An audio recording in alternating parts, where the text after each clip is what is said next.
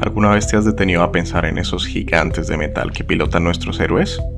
En el anime, los mechas no son solo máquinas, son extensiones de la voluntad humana, símbolos de esperanza, guerra e incluso existencialismo. Hoy vamos a embarcarnos en un viaje a través de la historia, analizando la evolución del género mecha desde sus orígenes con robots que luchan contra monstruos hasta complejas narrativas de guerra y filosofía, y cómo este género ha logrado reinventarse una y otra vez, desde Mazinger Z hasta Tengen Toppa Gurren Lagann y más allá. Describiremos por qué los gigantes de metal nunca pasan de moda. Para entender el mecha, tenemos que viajar a los años 70, la década que vio nacer estos titanes. La idea de un robot gigante no era nueva, pero fue Go Nagai quien lo llevó al siguiente nivel con Mazinger Z en 1972. Esto no fue solo un anime, fue una revolución. Mazinger Z definió el concepto de super robot, con una máquina invencible, con ataques espectaculares y pilotada por un héroe valiente que luchaba por la justicia. Era el primer robot tripulado con cabina, y su concepto de puños fuera, rayo fotónico, era la fantasía de poder de un niño hecha realidad.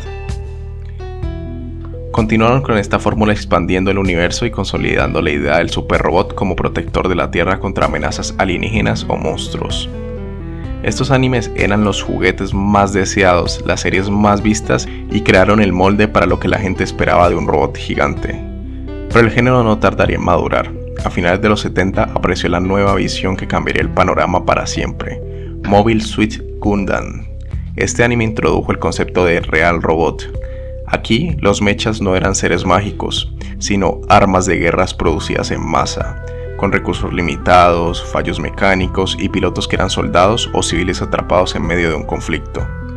Los Mobile Suits se quedaban sin energía, se averiaban, necesitaban mantenimiento, se pintaban de colores como el de camuflaje, no solo de colores brillantes. Además, ya no era solo el bien contra el mal. Gundam exploró la brutalidad de la guerra, los conflictos políticos, los traumas de los pilotos y la moralidad de usar estas armas. Abrió la puerta a series como Macross y Patlabor, donde los mechas eran herramientas militares y las historias eran más complejas y enfocadas en los personajes adultos. El género mecha se volvió algo muy serio. En los años 90 nos trajeron una nueva ola de experimentación y de construcción. El género mecha ya no solo era sobre guerras o héroes, sino sobre la mente humana y el existencialismo. Así es, habló de Neo Genesis Evangelion. Este fue un antes y un después. Los Evas eran casi seres vivos, dolorosos de pilotar, conectados a la psiquis de sus pilotos adolescentes. Una de sus mayores premisas era que se centra en el trauma, la depresión, la ansiedad y la soledad de todos sus protagonistas. También aborda temas profundos sobre la existencia, el significado de la humanidad y utiliza simbolismos religiosos muy complejos. Nos sorprendió ya que cuestiona la idea del héroe mecha. En este anime, pilotar un robot gigante es un infierno, no una fantasía. Aunque no con el mismo impacto, series como Mobile Fighters G Gundam mostraron que el género seguía nuevas formas de expresarse. Oye, si te está gustando el video y quieres seguir descubriendo la evolución de los animes, te invito a darle like y suscribirte. No olvides activar la campanita, ya que subo videos todos los lunes, jueves y sábados de diversos temas que sé que te encantarán. Con el cambio del milenio, el género mecha, tal como lo conocíamos, pareció entrar en un declive.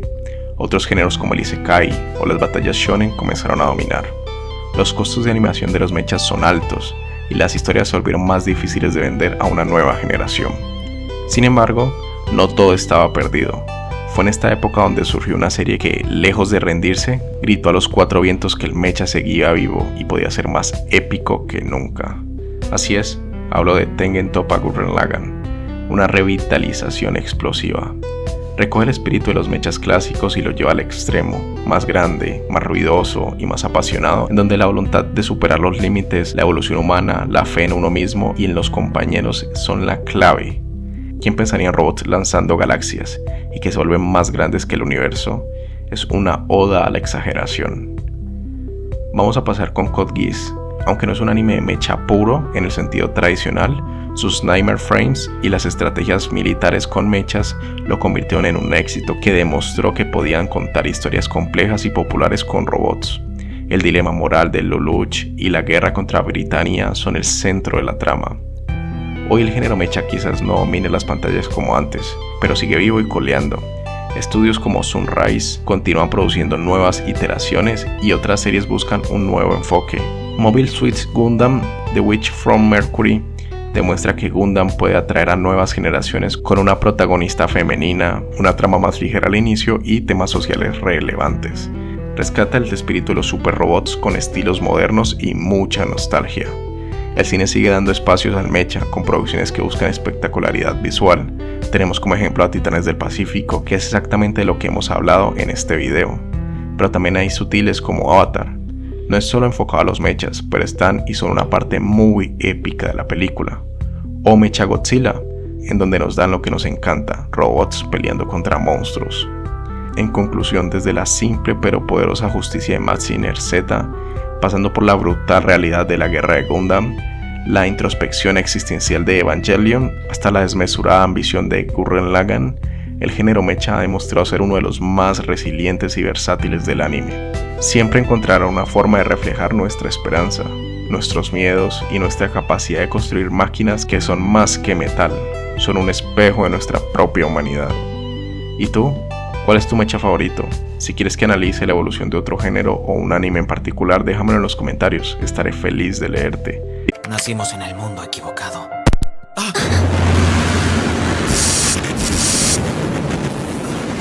¿Qué pasa? Sora.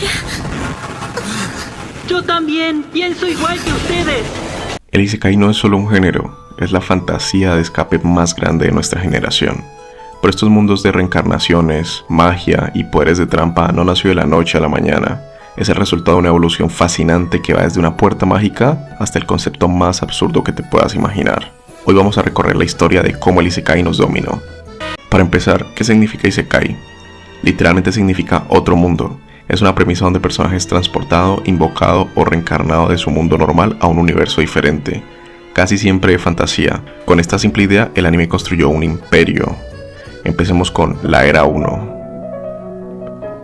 La primera era se definió por el transporte accidental. El protagonista era una persona común y corriente que caía a otro mundo sin ningún tipo de poder. El foco estaba en la adaptación, el drama y el romance. El título que cimentó este concepto en toda Latinoamérica sin duda alguna fue Fushigi Yugi. Su protagonista, Miyaka, era una chica de secundaria transportada a un libro chino de fantasía. Su desafío era sobrevivir y cumplir una profecía sin stats, sin habilidades de juego ni nada de ese tipo de cosas.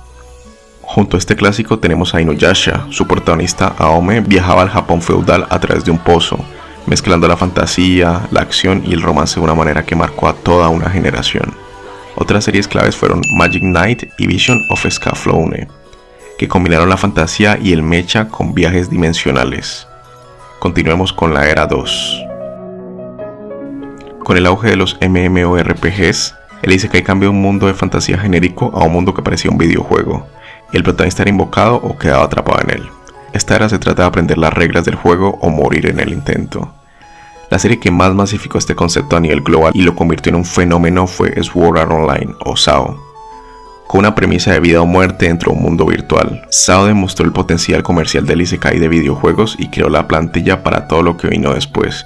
Sé que es un anime muy controversial y hay algunas temporadas que son mejores que otras directamente son pésimas, pero no se puede negar que fue el que impulsó todo este movimiento.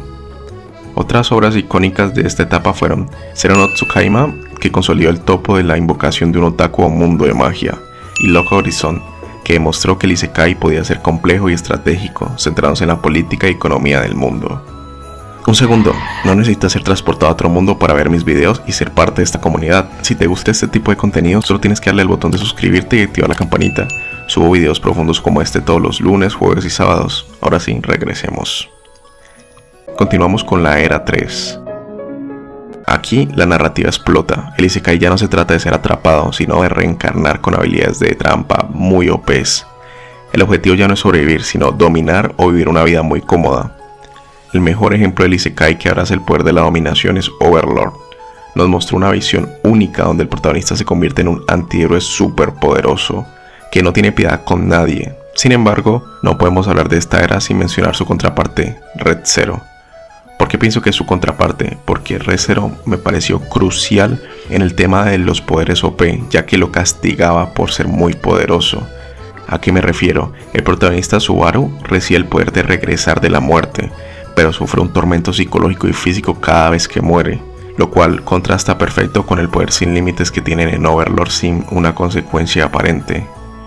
Otras series que definieron esta era fueron el anime del Slime, que dio un giro divertido al concepto de poderes chotados, y Konosuba, que se burló de cada cliché de esta etapa y nos hizo reír a todos con la diosa inútil Aqua. Para mí esta fue una especie de era dorada del Isekai, con varios muy interesantes como los que mencioné anteriormente.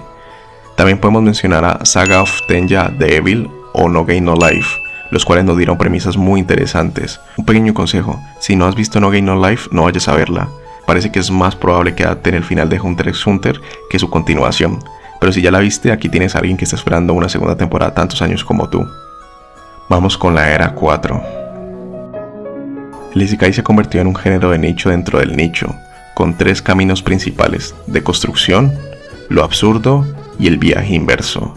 Por un lado, el Isekai absurdo ha explotado con protagonistas reencarnados en objetos inanimados, como reencarnar en una espada o reencarnar en una máquina expendedora. También podríamos agregar a ello un protagonista que reencarnó y su objetivo nunca ha sido dominar o ser el más poderoso. Ahí entran varios isekais, los cuales se centran en la parte gastronómica. Por otro lado, el género se ha especializado en la deconstrucción estratégica. Series como The Eminence in Shadow nos presentan a un protagonista que finge ser un personaje de fondo mientras secretamente maneja el mundo. O Mushoku Tensei, el cual nos muestra a Rodius como alguien que a pesar de ser poderoso no quiere llamar mucho la atención. Y finalmente el isekai inverso o isekai de regreso se ha vuelto muy popular. En lugar de ir a un mundo de fantasía, los personajes de ese mundo vienen al nuestro.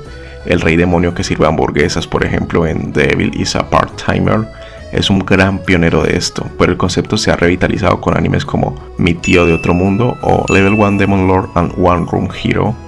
El isekai ha pasado de ser un accidente romántico a una elección consciente de ser el dios de un nuevo mundo, sin importar si reencarnas como un príncipe mago o como un gacha de bebidas.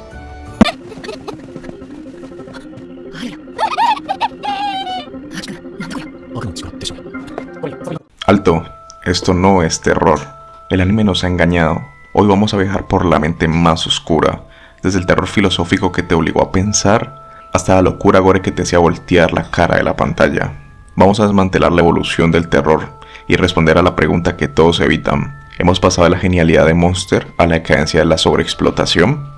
Prepárense, porque la verdadera amenaza no está afuera, está en nuestra cabeza. Si bien el anime de Monster es del 2004, su manga y su influencia son de los que más sentaron las bases para lo que vino después. Por eso hacemos esta excepción. Monster trata sobre un médico que salva la vida de un niño que resulta ser un psicópata sin rostro. El terror es invisible e intelectual, te obliga a cuestionar la moralidad de salvar una vida. Su influencia se basa en los grandes thrillers de detectives europeos.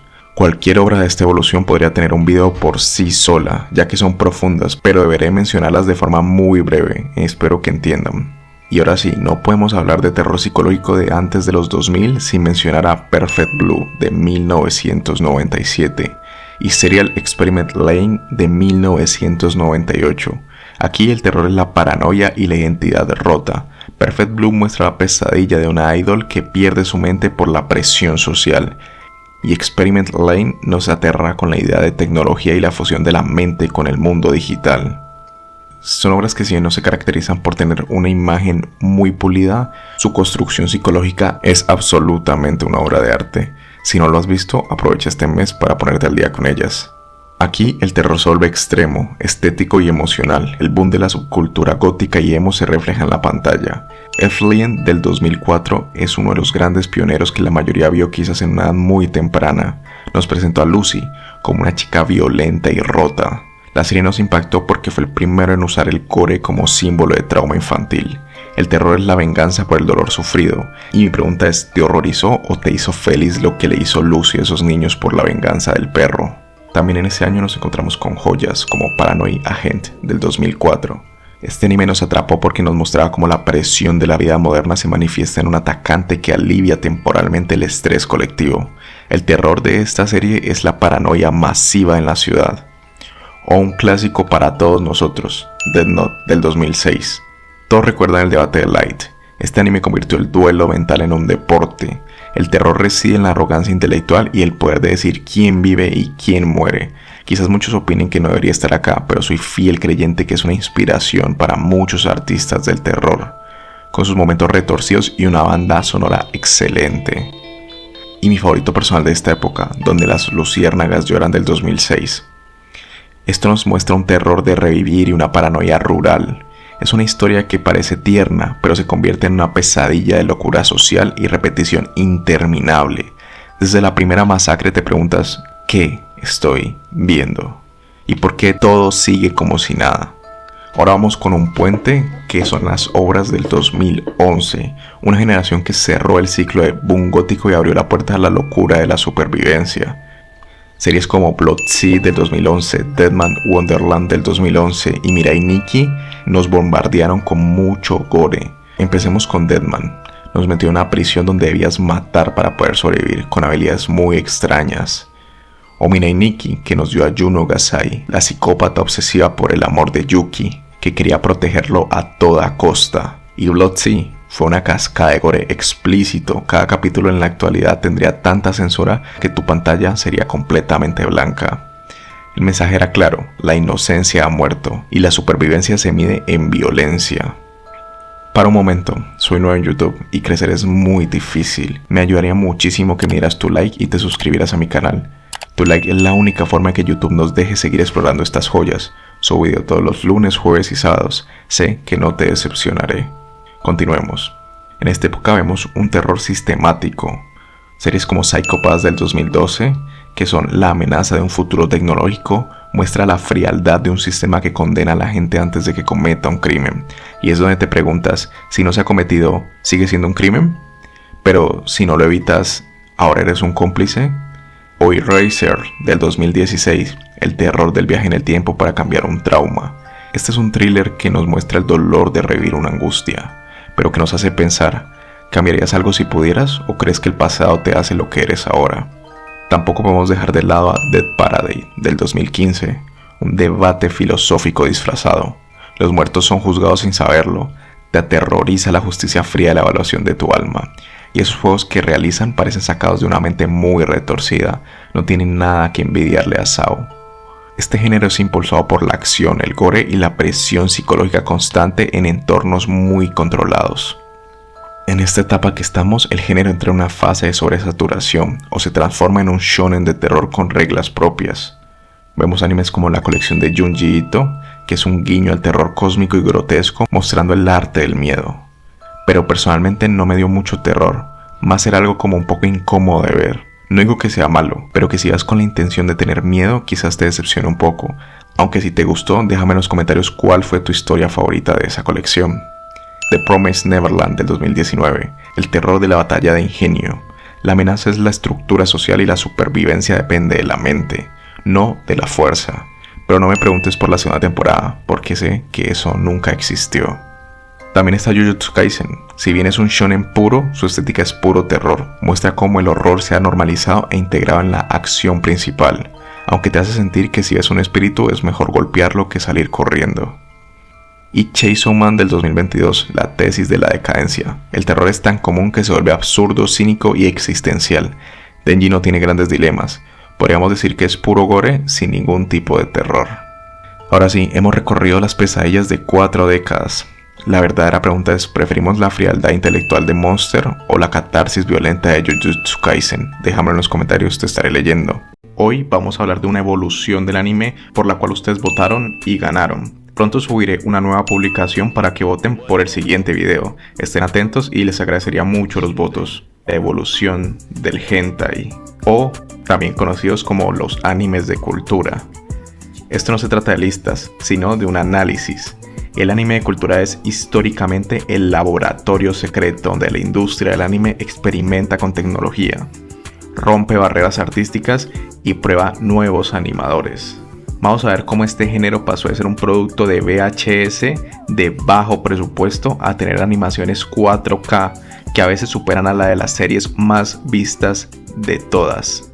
Esta es una historia sobre innovación forzada, arte y mucha censura. El anime de cultura nace en los formatos de animación original para video en los 80s, o las siglas que todos conocemos, OVA. Era el viejo oeste de la animación japonesa, con presupuestos bajos pero libertad total para experimentar. El ejemplo más icónico es Cream Lemon de 1984, aunque si bien no es el primero, es de los primeros que hubo. Además de ser de los que más capítulos tiene, establece la idea de que se podía contar cualquier tipo de historia adulta. Su éxito masivo demostró que había un mercado hambriento por este tipo de producto.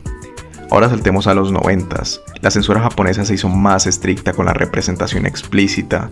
Esto forzó la creatividad. El mejor ejemplo es Urotsuki Doji, o La leyenda del demonio, que popularizó el uso de tentáculos. No era un fetiche, sino una solución brillante para evitar la censura en las partes más sensibles. Esta solución creativa fue copiada por toda la industria, hasta el punto en el que en la actualidad es una de las cosas más representativas de este género. El hentai de los 90 es muy oscuro y violento, inspiró directamente el diseño de monstruos y el terror corporal en muchos animes mainstreams, o muy conocidos, y en el diseño de videojuegos de esa época. Este tipo de análisis histórico requiere mucha investigación. Si te interesa la historia profunda de la animación, deja tu like para que YouTube sepa que este contenido importa. Suscríbete y activa la campanita para no perderte el próximo estreno. Recuerda que abro votaciones semanales para ver qué evolución deseas ver. Si no has votado, te invito a votar. Está en el apartado de publicaciones en mi canal. Muchas gracias. La llegada del nuevo milenio y el DVD lo cambiaron todo. El género empezó a dejar el terror y se centró en la fantasía o comedia. Justo en ese cambio de milenio tenemos una serie que aún mantenía este tipo de terror. Hablamos de Beyblade Black. Esta serie se convirtió en un ícono de culto por su tono de terror oscuro, sectas y magia negra. Representó el último gran hurra del hentai del horror de los 90s, manteniendo el drama y la trama compleja, antes de que el género se orientara masivamente hacia el romance o diseños más tiernos. Pero el verdadero quiebre vino con la influencia del diseño moe, o personajes tiernos, y el enfoque en historias dramáticas, y entonces salieron animes como Boku no Pico.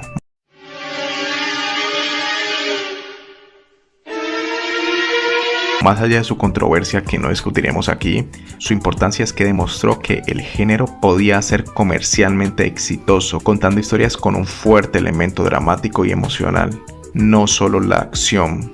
Esto hizo que la historia se volviera más compleja. La tecnología digital permitió a estudios pequeños alcanzar una calidad visual impresionante. El hito aquí es Euphoria del 2011. Su animación digital y el detalle en el diseño de personajes era algo nunca antes visto, y sé que conoces este anime.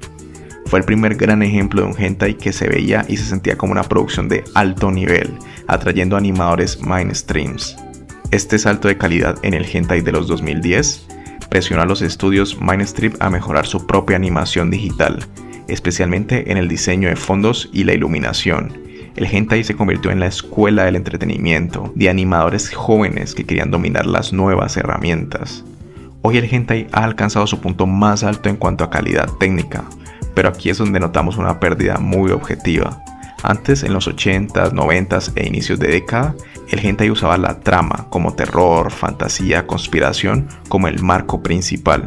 El delicioso era la recompensa dramática o la culminación del horror. En la era moderna o semimoderna, o sea 2010 a 2015, se mantenía un poco de ello, así como Euphoria. Pero con la exposición de la demanda digital, la tendencia narrativa cambió. Hoy el enfoque es la eficiencia. La historia principal a menudo se simplifica al máximo. La trama se reduce a la excusa para llegar a la siguiente escena de delicioso. El objetivo ya no es hacer una película de terror o de ciencia ficción con delicioso, es hacer un show con la menor cantidad de pasos narrativos. Esta es una tendencia de mercado. Menos tiempo en la trama, más tiempo en lo que el público quiere ver rápido. Esta simplificación narrativa es el sacrificio que se hizo para alcanzar esa fluidez visual y esos gráficos excelentes. La calidad técnica subió, pero la complejidad de guión en muchos casos bajó. En la actualidad, series como Tsumaga del 2020 o cualquier producción reciente de estudios como Mary Jane demuestran que el hentai es donde se encuentra la animación 4K más fluida y detallada. El hentai actual invierte agresivamente en fotogramas por segundo y diseño de personajes porque es un negocio de alta recompensa. Esta dedicación a la perfección visual sienta un precedente de calidad y eleva el nivel de todo lo que vemos en el anime normal. Así que la próxima vez que veas una animación fluida e impecable de bajo presupuesto, recuerda, esta técnica pudo haber sido probada primero en el laboratorio no oficial de la industria, o sea, los animes de cultura. Y sí, estos animes no solo son un género, es la fuerza de innovación forzada de la animación japonesa, así que les debemos muchísimo, en especial tú que te informas de este tema todas las noches. Ahora te toca a ti, ¿cuál es tu anime de cultura favorito? Te leo en los comentarios. Dale like a este video si te gustó, te lo agradecería muchísimo. Olvida los shonen de golpes directos. Hoy vamos a analizar la forma más profunda de la lucha en el anime. Más en específico, esos protagonistas que no pelean directamente, sino que tienen a alguien. Ya sabes, esos protagonistas que delegan su vida, su destino y su fuerza a un compañero, ya sea criatura, carta o un monstruo de otro planeta. Estas series no solo venden juguetes, son épicas y reflejan la madurez de su audiencia. Vamos a un análisis exhaustivo de la evolución de temporada por temporada de las 4 franquicias que definieron el género: Pokémon, Digimon, Yu-Gi-Oh! Y sé que no es un anime, pero no puede faltar Bakugan. Va a ser un poco breve de la magnitud que merecen estas franquicias, pero si no, el video duraría 2 horas y estoy seguro que no lo verías. Veremos cómo el riesgo, las reglas y la simple amistad evolucionaron de un deporte infantil a una conexión existencial. Empecemos con el gigante de la responsabilidad, Pokémon. Empezaremos con Kanto. Aquí la lucha es un deporte arreglado. Ash manda y Pikachu obedece. El vínculo es la obediencia y la lealtad. El verdadero quiebre es la negativa de Pikachu al entrar en la Pokébola, que marcó la primera grieta en la regla de captura y controla. El riesgo de perder todo es muy bajo. Aquí vemos cómo se afianza la amistad entre Ash y su equipo, en especial de Pikachu, y cómo esta amistad va a trascender todas las temporadas que veremos.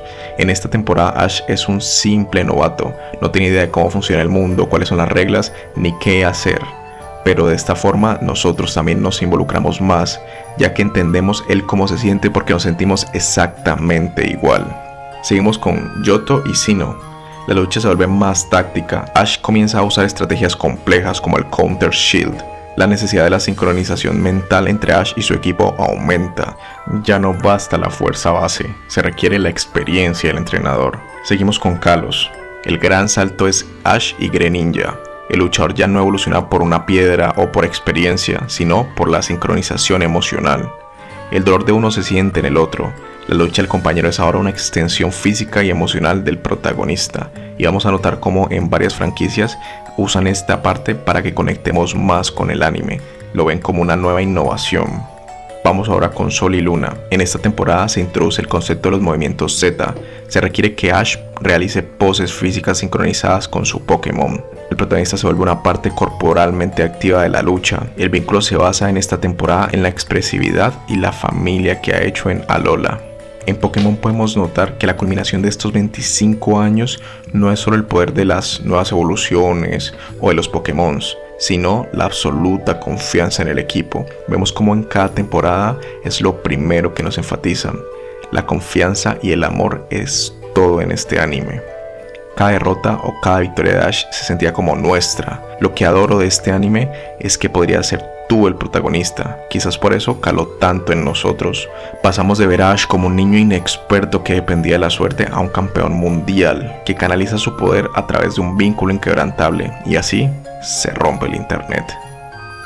Sigamos con el rival indiscutible de Pokémon, Digimon. En la temporada 1 Adventure, el Digimon tiene libre albedrío. La evolución es impulsada por la emoción del niño elegido. El vínculo es incondicional y no jerárquico. El riesgo de no conectar con tu compañero y de esta forma no poder seguir avanzando es un castigo que hace que la lucha de tu compañero se sienta mucho más tensa. Este es un anime en el que hizo un pequeño giro, un pequeño cambio. Si comparamos la primera temporada de Digimon con la de Pokémon, podemos notar una diferencia enorme en el nivel de complejidad, ya que en Digimon se sentía más frío y oscuro todo que en Pokémon. Pero eso no hace que nos guste más o menos alguno, solamente los amamos de una forma muy distinta. En Digimon 2 no hay demasiado cambio, personalmente siento que es una versión inferior que la primera. Se intentó conectar de igual forma pero sin llegar tan profundo en el corazón. Igualmente, si es tu temporada favorita puedes decirme el porqué en los comentarios, yo no te estaré juzgando. Ahora vamos con Tamers, el gran salto oscuro. El niño y el Digimon se conectan. Esto anula la separación con el compañero y obliga al protagonista a sentir el dolor del combate. La consecuencia es el sacrificio y la dependencia forzada para salvar ambos mundos. Personalmente para mí es la mejor temporada. Sentí que es donde más se alejó de Pokémon y buscó su propio camino, uno más real y doloroso. Frontier. El niño se convierte en el luchador. Esa temporada demostró que el vínculo era tan fuerte que la criatura podía ser reemplazada por simples humanos. La lucha se centró en el conflicto interno de los niños. Y dime quién no vio esta serie en Jetix. Personalmente, que no hubiera un compañero es algo que no me gustó mucho, pero me seguía llamando mucho la atención, ya que lo sentía muy parecido a los Power Rangers. Data Squad. Aquí se intenta que el protagonista tome un papel más directo, que se involucre con el conflicto, no solo en apoyo o amor, sino con unos buenos golpes. Nos dieron un protagonista un poco simple pero efectivo, y tener que golpear un Digimon para cargar datos en tu mano me parecía lo más hilarante que podía haber. Digimon Ghost Game se distingue por ser la serie más oscura y con una estructura episódica del El monstruo de la semana, con toques de terror urbano y folclore digital. La serie renuncia a la gran narrativa épica de salvar dos mundos, por lo menos hasta el final, para así centrarse en los fenómenos misteriosos causados por los Digimons que cruzan al mundo humano y se manifiestan como fantasmas holográficos. Digimon Adventure usó la lucha de compañeros como una metáfora de crecimiento personal dentro de una gran épica de fantasía. Si el niño crecía, el Digimon se hacía más fuerte. Ghost Game, en cambio, utiliza la lucha con compañeros como una herramienta de investigación y contención de una narrativa de terror urbano. El foco no está en el viaje de maduración de los niños, sino en el peligro y la naturaleza incomprensible de los Digimons cuando se encuentran con los humanos. Fue un cambio que para algunos fue increíble, para otros no les gustó demasiado, pero dime tú, ¿te gustó este cambio? A diferencia de Pokémon o Digimon, donde los compañeros actúan con cierta autonomía, los Mamodos de Zatch Bell dependen totalmente de sus compañeros humanos para usar su magia. El humano debe leer el hechizo del libro para que el Mamodo lo ejecute. Este proceso requiere una gran fuerza de voluntad y convicción por parte del humano. El verdadero poder no reside en el Mamodo ni en el libro, sino en el corazón. Las emociones intensas como valor, rabia, amistad, amor actúan como combustible mágico que permite al Mamodo acceder a hechizos más poderosos. El Mamodo es el arma, pero el humano es el interruptor y el generador de energía. La lucha no es solo física, sino una prueba constante de madurez emocional y ética del compañero humano. Si el humano flaquea o su corazón es débil, el Mamodo es inútil o peor aún, peligroso. La derrota de Zatch Bell tiene la consecuencia más severa de la mayoría de las batallas de compañeros, ya que cuando el libro se quema, el Mamodo es transportado instantáneamente y de forma irreversible a su mundo, perdiendo todos sus recuerdos del mundo humano. Esto es en efecto una forma de muerte para su personalidad forjada en la Tierra. La serie dedica tiempo a mostrar el duelo de los compañeros humanos tras la pérdida. Este dolor, en lugar de ser un efecto secundario, es un tema central y motiva las futuras acciones de los protagonistas. Quizás despertó un recuerdo de tu niñez o adolescencia con la mención de este anime. Agradecería tu me gusta en este video, me ayudaría enormemente. Suscríbete y activa la campanita. Subo videos todos los lunes, jueves y sábados. Tu like para mí hace totalmente la diferencia, igual que tus comentarios. Sigamos con Yu-Gi-Oh! La primera temporada es nuestro primer acercamiento con los duelos de cartas, donde entendemos cómo funciona este mundo. Quizás no de la mejor forma, ya que hay muchas incongruencias y conveniencias de guión, pero con el paso del anime se van estableciendo normas más inamovibles. El tema de Yugi y el faraón es increíble. Yo tengo un deck clásico, solo por el hecho de la nostalgia. Era el tiempo en el que las cartas solo tenían ataque y defensa, nada de un texto gigante con efectos. Y en este canal apoyamos la creencia de que Joy era el verdadero maestro de los duelos. Mencionaré brevemente a GX, ya que intenta copiar la fórmula de la primera temporada como pasaba con Digimon. No se alejó ni se arriesgó demasiado. El verdadero cambio fue la personalidad del protagonista. Igualmente es una temporada que yo llevo en mi corazón. 5DS. Se introducen los duelos de carreras, la lucha se vuelve física y el luchador está atado a la habilidad motriz del duelista. El gameplay se acelera drásticamente con la introducción de las invocaciones Synchro. Vamos a Brains. El duelo se mueve al ciberespacio. El luchador está atado a la tecnología y la programación. La lucha se vuelve un reflejo del conocimiento del duelista en el mundo digital, dominado por las invocaciones Link. Acá vamos a ver cómo el duelo se empieza a volver muy complejo. Si tú solamente sabías de la primera temporada y saltas directamente a Brains, vas a estar completamente perdido. Sevens. La franquicia se simplifica y hace más accesible con los Rush Duels.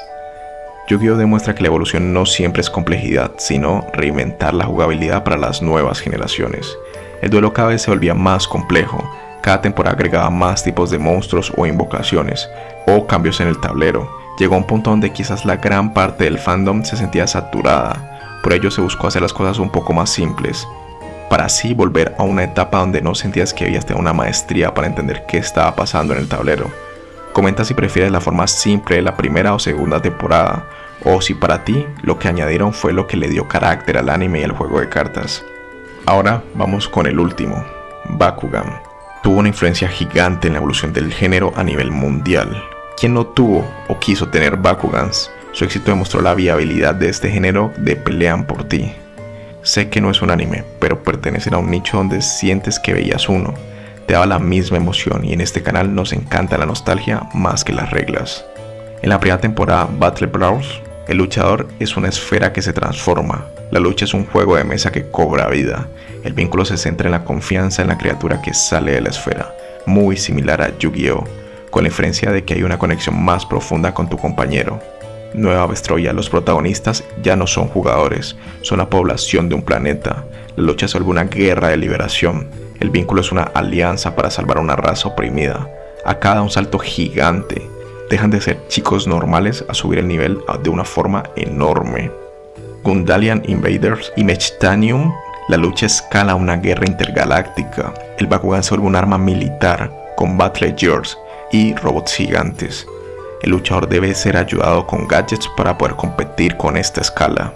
Y para finalizar, la reinvención. El reboot muestra que el núcleo del éxito es la esfera y la transformación, pero con un enfoque más moderno y rápido. De un simple juego de lanzar esferas en el suelo a una compleja guerra intergaláctica con armamento avanzado. Fue un cambio sutil, ¿verdad? La lucha de compañeros ha tenido un viaje increíble. Empezamos con la lealtad simple de Kanto y terminamos con la carga del sacrificio de Digimon, la velocidad tecnológica de Yu-Gi-Oh! Y la escala militar de Bakugan. La verdadera victoria de esta serie es que el protagonista evolucionó de ser un maestro a ser un igual. El luchador ya no pelea por ti, pelea gracias a ti. Después de este análisis épico, ¿cuál crees que es la serie que mejor evolucionó su concepto de lucha con compañeros? ¿La victoria de Ash? ¿El sacrificio de los Digimons? Comenta aquí abajo. El romance en el anime no es solo sobre besos o declaraciones, es una ventana a la cultura japonesa, reflejando el pudor, el concepto del destino como el hilo rojo y la dificultad de expresar sentimientos. Hoy analizaremos cómo el género evolucionó de la distancia dramática de los clásicos a la intimidad realista de hoy en día. Los animes del romance de antes del 2000. El romance en esta era se basa en la idealización, el sacrificio y sobre todo en el drama con obstáculos. La pareja principal a menudo estaba separada por las circunstancias, la distancia social o un destino trágico. La simple declaración de amor era un clímax de toda la historia, no el inicio.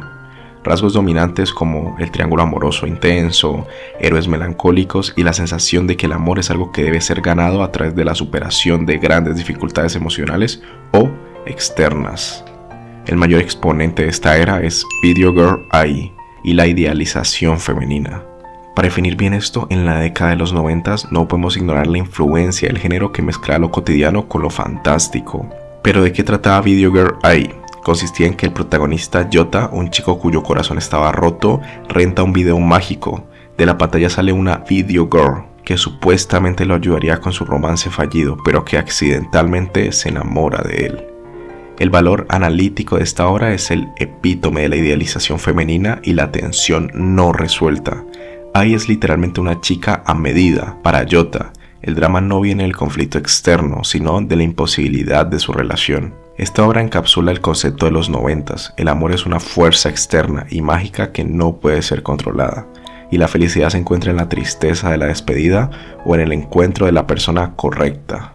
Esta obra inspiró la melancolía y el foco en el chico común. Influyeron en series posteriores de romance y harem con toques de fantasías, preparando el terreno para las visuals novelas románticas y el drama de los 2000. En esta época, entre 2000 y 2010, el romance se fragmenta. Por un lado está el harem o ecchi, dominado por novelas visuales y la comedia de situación. Por otro, nace el romance de cliché, que juega con las expectativas. El protagonista masculino en un harem normal es denso o indeciso. La historia evita la resolución para alargar la serialización. La declaración se vuelve casi un suceso eterno.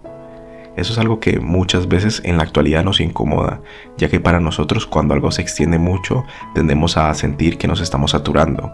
Pero podemos notar que esto es algo que tiene mucha fuerza en los doramas actuales. Actualmente un dorama normalmente trata de alargar lo más que se pueda el primer beso, la primera declaración o el matrimonio. Pero estamos viendo que empiezan a romper estos esquemas con algunos doramas actuales. Como por ejemplo Nos vemos en mi vida 19, donde la protagonista ya sabe desde el primer capítulo qué relación quiere. El gran exponente de entre el 2000 y 2010 sería Toradora. Sé que quizás a muchos no les guste y que sea algo un poco tóxica, pero no podemos ignorar la importancia que tuvo este anime para el género. Es quizás el ejemplo más perfecto de cómo esta era usó la comedia para construir un romance profundo, entre comillas. Consistía en el cliché de los polos opuestos y el falso noviazgo. La clave de su éxito fue la subversión. El amor no nace de un flechazo, sino de una profunda y a menudo dolorosa amistad convencional forzada. La declaración es el resultado lógico de una catarsis emocional. Toradora hizo que la audiencia se preocupara por los protagonistas como individuos antes de preocuparse por ellos como una pareja. El éxito de Toradora y la influencia del género de visual novels inspiraron romances enfocados en la comedia de situaciones y el desarrollo de química de pareja. En contraste está School Days. School Days es una crítica brutal y satírica del género harem y el protagonista denso y pusilánime. Castiga la indecisión con consecuencias reales, llevando el cliché del triángulo amoroso a un final visceral y trágico. Sirve para demostrar la frustración que la audiencia sentía con la falta de resolución de esto. Nunca vamos a olvidar ese final que no nos esperábamos, o por lo menos yo. Ahora saltemos a la era de entre el 2010 y 2018. El anime del romance se vuelve intelectual y se enfoca en el conflicto interno y el juego mental. Los autores asumen que la audiencia ya conoce todos los clichés y se divierten subvirtiéndolos. En esta época predominan los rasgos de diálogos hiperinteligentes, monólogos internos, extensos y una nueva heroína. Alto ahí. Antes de que sigamos, quisiera pedirte por favor que le dieras me gusta a este video. No te imaginas lo importante que es para mí. No te tomaría mucho tiempo y para mí significaría muchísimo. Si te suscribes y activas la campanita también estás ayudando al canal. Confía en mí, no te vas a arrepentir. Continuemos. El gran exponente del que estamos hablando de esta época es Kaguya-sama, Love is War. ¿En qué consistía? El romance ya no es una búsqueda, sino una guerra de prestigio. El objetivo de los protagonistas no es confesar el amor, sino forzar al otro a confesarlo primero para ganar. Convierte de esta forma la indecisión en comedia y estrategia, demostrando que el romance puede ser un campo de batalla intelectual, resonando con una audiencia más cínica y analítica. Este fue uno de los primeros animes de romance que me vi completo, si no contamos a Ranma y medio. Este anime me pareció increíblemente atrapante. Siempre pensaba en qué otra estrategia usarían para poder hacer que el otro confesara primero. Esta era valoró la ejecución técnica de la comedia y la profundización psicológica de los personajes. Por ejemplo, Real Life o Tatsuki ga Kirei. Se prioriza el desarrollo individual sobre la pareja. Ahora hablemos de la actualidad, o sea, todo lo que vino después del 2018. Esta era ha adoptado dos caminos principales en el romance, ambos buscando la satisfacción rápida. El primero es el bluff de pareja, historias que comienzan con la pareja ya establecida o se establecen muy pronto. El foco se mueve de cómo se juntan o cómo viven juntos. Ejemplos como Tonikaku Kawaii o My Dress Up Darling. El valor es la comodidad y la ternura, con una química inmediata. Historias donde la tensión nunca es amenazante, solo es el motor de una comedia ligera y adorable. Algunos ejemplos actuales son Mi Feliz Matrimonio, una obra que tiene todos los elementos de shoujo clásicos, que es un matrimonio forzado, un trauma, un hombre frío pero bueno, pero su desarrollo y la resolución de conflictos son rápidos. El protagonista muestra su afecto y apoyo mucho antes que sus predecesores en los 90s. O La Nobleza de las Flores, anime que por cierto en este momento que subo este video estoy enganchadísimo. El surgimiento de las historias de la época con fuertes elementos románticos muestran que la audiencia aún ama el drama, pero necesita que el vínculo de pareja se establezca pronto como una base de la trama, no como el final. La evolución del romance nos dice algo crucial sobre la audiencia. Ya no tenemos paciencia para la indecisión eterna. Queremos ver la relación funcionar, enfrentar problemas reales, no solo en la confesión, y disfrutar de la recompensa emocional de esta unión. El anime de romance hoy es un género completo y maduro, capaz de ser épico, trágico, intelectual o simplemente adorable, garantizando la satisfacción del espectador.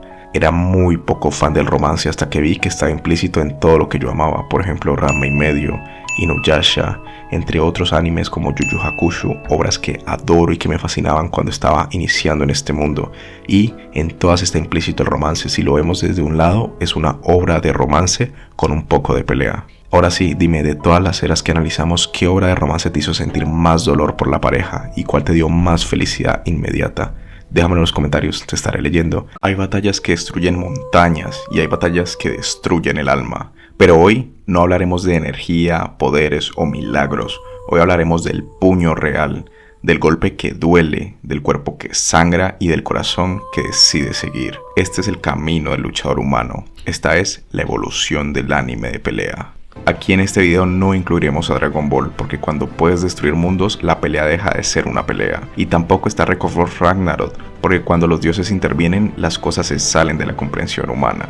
Aquí solo existe técnica, cuerpo y mucha voluntad. Iniciaremos con la primera era, Ashita no Joe de 1970. Joe no peleaba por títulos ni por gloria, Joe peleaba porque no tenía nada. Su rivalidad con Rikishi no fue odio, fue respeto entre dos hombres que entendían que el ring era todo lo que tenían. Cuando Joe queda inmóvil en la silla, vemos la verdad del género. La pelea es puro sacrificio. Continuamos con Ranma y medio de 1989, y Ranma nos recordó algo esencial.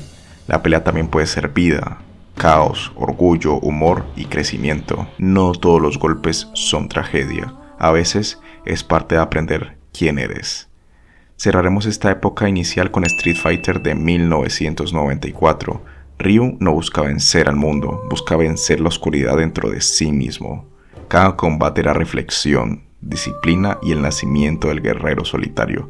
Pero ¿cómo hablar de este anime sin mencionar a Ken, ese amigo impulsivo y arrogante que nos apoya en cada decisión? En la siguiente época iniciaremos con un anime que personalmente me ayudó mucho en un tiempo muy oscuro y triste, Hajime no Ippo del 2000.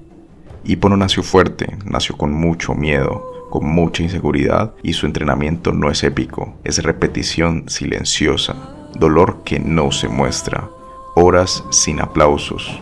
Su golpe nace del deseo de no volver a ser pequeño, y nos demuestra que nosotros tenemos algo en nuestro interior, aunque quizás nosotros mismos evitamos que florezca.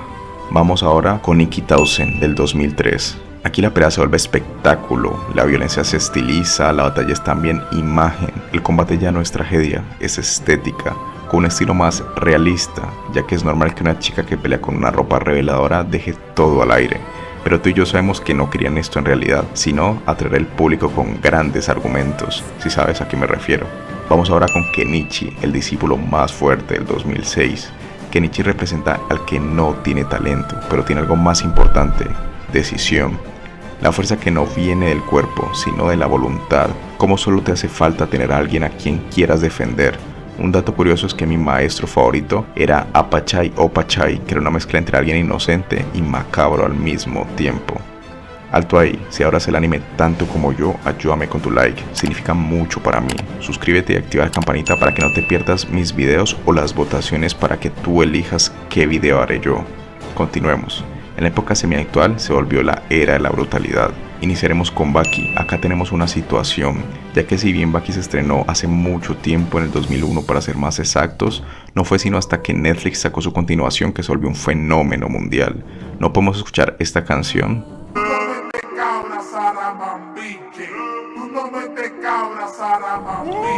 Sin pensar en este anime, pero ya entrando en el anime, Baki no busca la fuerza, busca superar a su padre, el límite absoluto. Su camino es el aislamiento, el dolor y la obsesión. Baki representa la pelea como existencia, ¿y sabes? Te voy a ser sincero, Baki. No esculpí estos músculos con el objetivo de pelear. Trabajé en este cuerpo para ser capaz de hacer esto por mi amada. Vamos ahora con Megalobox del 2018. Megalobox vuelve al origen, la pobreza, el orgullo, la redención, con metal en los puños pero el mismo fuego en el corazón que Joe. Con una estética retro y un estilo cyberpunk que nos gusta muchísimo. Si no le has dado la oportunidad, no te arrepentirás, ve corriendo a hacerlo, pero claro, cuando acabes este video. Y para finalizar esta era, vamos a hablar de Kengan Ashura del 2019. En Kengan la fuerza se compra, la pelea es negocio, el luchador es solo un arma, no hay honor, solo poder. Este anime tuvo muchas críticas por su animación, pero no podemos negar que fue un anime épico, y la confirmación de ello es el crossover con Baki. Ahora ya en la actualidad empezaremos con algo que a muchos les dará un mal sabor de boca, Tokyo Revenge del 2021. Aquí la pelea no es técnica, es corazón. Peleamos para no perder a quienes amamos. Nada más, nada menos. Lástima que tuvo un final muy malo y que el protagonista no terminó de encajar mucho con todos. Comprendo cuando un niño o un adolescente teme pelear, pero cuando tienes la mente de un adulto y sigues cometiendo errores absurdos y siendo un cobarde nos saca de quicio. Ahora hablaremos de los lazos familiares en Tengen Bloodline del 2022. La herencia, el destino, el torneo que define quién eres, la pelea como una carga familiar. ¿Qué puedo decir aquí? Quienes estemos más viejos y jugamos en nuestras PlayStation 1, sabemos que este anime fue algo muy épico, con esa animación entre CGI y anime que le queda excelente. Y ahora hablaremos de mi favorito actualmente de este género, Windbreaker del 2024. Aquí la pelea se vuelve estéticamente fluida, golpes como danzas, violencia con un lenguaje visual, con una historia muy interesante y un elenco de personajes con quienes puedes empatizar y conectar. Con varios clichés, hey, sí, pero si el protagonista es un loco en las peleas me tienes ahí enganchado. Y así, desde el hambre de Joe hasta los coliseos de Kengan, la pelea cambia, pero el corazón del luchador permanece. Dime qué anime de pelea faltó en esta evolución, te estaré leyendo en los comentarios. El día de hoy voy a hacer el video de la evolución de los animes de deporte, pero solamente incluiré algunos que fueron para mí los mayores exponentes de este género. Los animes de deporte antes del 2000 tenían algo muy claro, la pasión lo era todo. Eran series donde el esfuerzo, la amistad y la emoción superaban cualquier técnica imposible, y sus temáticas más clichés eran los partidos eternos, tiros y jugadas imposibles, mucho corazón, disciplina y rivalidades nobles. Historias muy centradas en valores. No podemos empezar de otra forma que con Capitán Tsubasa, o como todos lo llevamos en el corazón, Supercampeones. Aquí un niño prodigio del fútbol sueña con convertirse en el mejor del mundo, enfrentando a rivales legendarios y desafíos imposibles con puro corazón. Este anime definió el género deportivo, la catapulta infernal, el tiro del tigre, el tiro con comba. Todos son símbolos en Latinoamérica. Inspiró generaciones de deportes reales y obras futuras como Inazuma Eleven, Aoashi o Blue Lock. Y ya que hablamos de supercampeones, no podemos dejar de fuera otro anime que, si bien es un deporte distinto, también caló en nuestros corazones, Slam Dunk, que por cierto te dejaré arriba un marcador con el video que hice analizando esta joya. En este anime vemos como un delincuente pelirrojo con cero experiencia en el básquetbol encuentra en el deporte la primera pasión real de su vida, claro, con una motivación muy absurda. Este anime convirtió el básquet en un fenómeno cultural, equilibró perfecto el humor, el drama y el deporte serio. Es un referente absoluto de esta generación. Para finalizar con esta era, vamos a boxear en este momento con Hajime no Ippo. Un chico tímido y sin confianza descubre que el boxeo es una forma de volverse fuerte, tanto física como emocionalmente. El rey del boxeo indiscutible es realista, intenso, emocional y técnicamente impecable. Hay otras obras de boxeo que amamos, pero sabemos que Hajime no Ippo inspiró a toda una generación. Esos fueron los animes de antes de los 2000 que marcaron una generación entera. Fueron los que dejaron una marca, una huella imborrable en este género del deporte. Pero ahorita pasaremos a la generación de entre el 2000 y 2010. Aquí los deportes se mezclan con poderes, super técnicas y exageración absoluta. Fue una época explosiva, visualmente entretenida y extremadamente divertida. Aquí las temáticas y los clichés son equipos con habilidades increíbles, transformaciones y efectos exagerados y mucho humor. Podemos aquí destacar a Inazuma Eleven, en donde un joven portero lucha por evitar que su equipo desaparezca usando técnicas futbolísticas tan épicas que parecen magia pura. Para mí lo son. Era el espíritu de los supercampeones, pero lo multiplica por 100. Es demasiado famoso en nuestros corazones, en toda Latinoamérica. ¿Quién nos emocionó con la mano de Dios? Para los que son un poquito más amantes del anime van a recordar a El Príncipe del Tenis. Aquí un genio del tenis con una actitud muy fría busca superar a su propio padre y convertirse en el número 1 de Japón. Aquí se introdujeron técnicas imposibles, rivalidades legendarias y fue un referente en la televisión para todos nosotros. Si de pronto no lo has visto te lo recomiendo encarecidamente. Si te gusta el tenis o no, sé que de todas formas te va a encantar. Ahora vamos a pasar con un deporte de más contacto. Elshin 21. Un estudiante tímido y débil se transforma en una estrella veloz del fútbol americano gracias a un talento oculto. Este anime es frenético, gracioso y muy querido. Sé que ustedes que me han visto lo han escuchado o lo han visto aunque sea una sola vez. Este anime es de mi top 3 de deportes. Me encanta repetirlo cada vez que puedo. Te recomiendo que lo veas si no lo has visto. Si te gusta o no el fútbol americano, no te preocupes. Pues aquí es de esos animes viejo escuela en donde pausaban para explicarte jugadas, frases técnicas, anotaciones de los guionistas. Es anime en su época dorada. Ahora pasemos entre el 2010 al 2018. Aquí el anime deportivo se profesionaliza, más técnica, más psicología y más animación espectacular. En esta generación los clichés suelen ser mucho desarrollo emocional para los personajes, rivalidades complejas, entrenamiento realista y un enfoque profundo en cada deporte.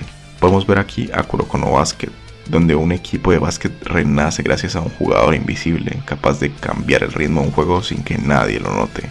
Y aunque es exagerado, marcó un antes y un después visualmente. Tiene una rivalidad muy intensa, una animación fluida y un estilo único. Es un anime que si bien a muchos les gusta o les disgusta por su tipo de animación o por sus cosas imposibles, no podemos negar que es de los más conocidos de este género. Y ahora un favorito del público, Haikyuu. Un chico bajito sueña con convertirse en el gigante del voleibol, enfrentándose a obstáculos imposibles con pura pasión. Haikyuu es irrealista, emocional e inspirador. Para muchos el mejor anime deportivo de la historia. No tiene un punto de comparación, su fanática es enorme. Déjame en los comentarios si tú viste Haikyuu. Yo no he tenido la oportunidad, pero me muero de ganas por verlo. Yowamushi Pedal. Un otaku tímido descubre un talento natural para el ciclismo competitivo y entra a un mundo lleno de esfuerzo y camaradería. Muy técnico, muy intenso y una carrera al borde del asiento. Recuerdo la primera vez que vi este anime. Yo estaba sentado esperando que un amigo terminara de alistarse y en ese momento pasé por uno de esos canales nacionales y lo estaban pasando. Quedé impresionado, tiene una animación muy buena y te inspira a querer salir a montar bicicleta. Si estás disfrutando del video, agradecería muchísimo tu like. Suscríbete y activa la campanita para más videos como este. Tu apoyo ayuda muchísimo a que el canal siga creciendo. Ahora hablaremos de los animes entre el 2018 a la actualidad. Estos animes actuales mezclan el deporte con la psicología, la estética moderna y escenas virales. Las principales temáticas y clichés de esta era moderna son mucha presión psicológica, estilo visual impactante, rivalidades extremas y protagonistas con fallas muy profundas, quizás para que empaticemos o nos reflejemos en ellos. No podemos iniciar esta generación si no hablamos de Blue Lock. Aquí un programa brutal de selección, 300 delanteros compiten para convertirse en el mejor egoísta del mundo. Este podemos decir que es el anime más viral en estos últimos años de este género. Es agresivo, psicológico y visualmente explosiva, pero no podemos negar que su animación no ha sido muy acorde con lo que esperábamos del manga. Pero esta propuesta nueva, este tipo de género distinto, para mí reinventó lo que era el anime deporte. Nos dio algo llamativo, diferente, algo que no habíamos visto nunca con un deporte tan popular como es el fútbol. No soy muy fan del fútbol, pero este anime me dejó impactado. Ahora vamos con otro del fútbol, Ao Aishi. Un chico impulsivo entra a una academia profesional donde aprenderá lo que significa ser un futbolista real. Esta podríamos decir que es una contraparte de Blue Lock, ya que este es el fútbol realista, es profundo, técnico y emocional. En el Blue Lock nos dan algo completamente distinto, algo imposible. Aquí nos dan algo un poco más realista y aterrizado. Cuéntame en los comentarios, ¿te gusta más el realismo de este anime o prefieres la fantasía de Blue Lock? Ahora volvamos al básquet, con Airu no Sora. Un chico bajito y frágil intenta levantar a un equipo roto para que todos vuelvan a creer en el básquetbol. Este anime me fascinó, ver cómo no importa si tienes talento o no, la pasión es todo lo que importa. Y creo que esto lo podemos llevar a todos los aspectos de nuestra vida, ya que a veces pensamos que porque no somos buenos en algo, nunca mejoraremos, y esa es la mayor equivocación que tenemos. Solo necesitas ponerte de pie de nuevo, volver a intentarlo, tirar una última canasta, y sé que con todo lo vas a lograr. Si creciste en los años 90 o 2000, el shonen no solo fue un género para ti, fue una escuela de vida. Nos enseñó el valor de la amistad, la perseverancia y a gritar muy fuerte. Pero ese género que amamos ha muerto y renacido varias veces. Hoy vamos a desglosar con corazón y nostalgia cómo el shonen ha mutado a través de 5 eras. Analizaremos a los padres fundadores y a los 3 grandes. Pero debo aclarar, no vamos a hablar del shonen de deportes hoy porque su evolución merece un video entero para ellos solos. Así que prepárense para el análisis definitivo de las historias que nos hicieron amar el anime. Era 1. Los padres fundadores. Esta era se define por la simplicidad, el optimismo y la estructura de monstruos de la semana. Estos fueron los animes que definieron la exportación del género al mundo occidental. Dragon Ball, el original, la aventura perfecta. El foco estaba en el humor, las artes marciales y la exploración. En su inicio no era el monstruo de los power-ups, solo era una larga aventura con grandes momentos. Saint Seiya, el shonen trágico y mitológico, introdujo la idea del sacrificio extremo. Su éxito masivo probó que el público amaba la mitología y las peleas a la velocidad de la luz. Y Sailor Moon, la madre fundadora, el shonen femenino por excelencia. Su impacto fue el mismo que Dragon Ball, pero con protagonistas femeninas. Demostró que la fórmula de transformación, power-ups y el grito de batalla funcionan perfectamente con las chicas. El shonen antiguo estableció la base. El protagonista tiene un sueño y lo logra con trabajo duro y muchos amigos. Era 2, el shonen clásico. Es la era del boom económico. El shonen se vuelve más audaz, más violento y las series buscan longevidad a toda costa. Dragon Ball Z, el gran catalizador, redefinió el género al convertirlo en una épica de transformaciones y números de poder. El Super Saiyajin obligó a todo el shonen a subir la apuesta, y a nosotros nos tenía gritando con esa transformación. Dime si no has intentado teletransportarte o cuando Goku pide ayuda para la Genki Dama no levantas tus manos. Seguimos con Yu Yu Hakusho. Demostró que las peleas podían ser emocionantes con estrategias y reglas claras de poder, preparando el camino para los 3 grandes. ¿Cómo olvidar a Yusuke Urameshi? Toda su aventura fue una gran obra de arte. Y el legado olvidado de los Caballeros del Zodiaco, un ejemplo de cómo no evolucionar. Mientras los demás cambian su fórmula, Saint Seiya se estancó en la misma estructura. Sus secuelas solo brillaron con obras como The Lost Canvas, que entendió que el público buscaba un poco más de profundidad. Si no has visto Lost Canvas, te lo recomiendo encarecidamente. En conclusión, esta era estableció la regla de poder más grito igual a victoria. Los personajes eran simples, pero las batallas eran inolvidables. Era 3, la Santísima Trinidad. Los 3 grandes dominaban las ventas y la cultura pop. Los autores buscaban dar profundidad a los personajes a través del dolor del pasado. Iniciaremos con Naruto, el shonen de la marginación y el trauma. La evolución de Naruto clásico, que es puro esfuerzo, a Naruto Shippuden, que es más destino y linaje. Es la perfecta metáfora de cómo el shonen se alejó del trabajo duro a algo un poco más del destino, contradiciendo algunas de sus primeras ideas, pero trayendo momentos muy increíbles como la pelea de Sasuke contra Itachi que tanto esperábamos, o el mejor arco de todos, el de Pain. Vamos ahora con One Piece, el shonen de la longevidad y la construcción de mundo. Su fuerza es el lore increíblemente detallado y la capacidad de hacer que cada isla se sienta como una nueva serie. Cada vez mejora su animación y hace que su historia sea más profunda, pero cada episodio pensamos en cómo va a cerrar esta historia, parece algo casi imposible. Y para finalizar, Bleach, el shonen de la estética y la jerarquía. Su aporte fue el estilo visual ultra pulcro y el sistema de poder estricto y jerárquico. Cada transformación o pelea nos emocionaba muchísimo. Quizás algo que se le criticó mucho es que Ichigo fuera un porcentaje de cada raza que aparecía en la serie. Y sí, probablemente este video fue un plan de Aizen desde el inicio. Esta era consolidó el triángulo de oro y obligó a cada shonen a ser un poco más complejo y tener un sistema de poder minuciosamente explicado. Si has llegado hasta aquí, déjame decirte algo, aprecio muchísimo tu apoyo. Iniciar en YouTube es muy difícil y tu tiempo es mi mayor motivación. Si te está gustando este análisis, no necesitas un power up para ayudarme a crecer, solo dale like y suscríbete al canal, no olvides activar la campanita. Subo videos todos los lunes, jueves y sábados. Ahora volvamos con la evolución. Era 4, el shonen psicológico. El público crece y pide más, los autores empiezan a romper las promesas del shonen clásico y la muerte se vuelve muy real. Series como Shingeki no Kyojin fue una revolución, normalizó la muerte y el trauma en masa. Su enfoque antiheroico y el constante cambio del enemigo llevó al shonen a un territorio gris y moralmente complejo. My Hero Academy, el héroe en el sistema. Un regreso a la fórmula de superhéroes, pero bajo la lupa del escrutinio social y la burocracia. Ver cómo Deku en cada temporada se rompe un poco más es algo difícil, pero muy entretenido de ver. O el caso de Boruto, el ejemplo de cómo la escala de Naruto Shippuden dejó poco espacio para el desarrollo de la siguiente generación. Boruto debe lidiar con un universo donde los personajes ya son dioses, y donde muchos sienten que nerfearon personajes o sacan habilidades con las cuales no muchos se sienten cómodos. El shonen de esta década se definió por el riesgo narrativo, el género abraza la oscuridad y el realismo. Ahora vamos con la última era, la era 5, la supervivencia y la nueva ola. El shonen se ha adaptado a la velocidad del internet, las historias son más rápidas y la calidad de la animación es la carta de presentación. La vieja guardia se niega a morir.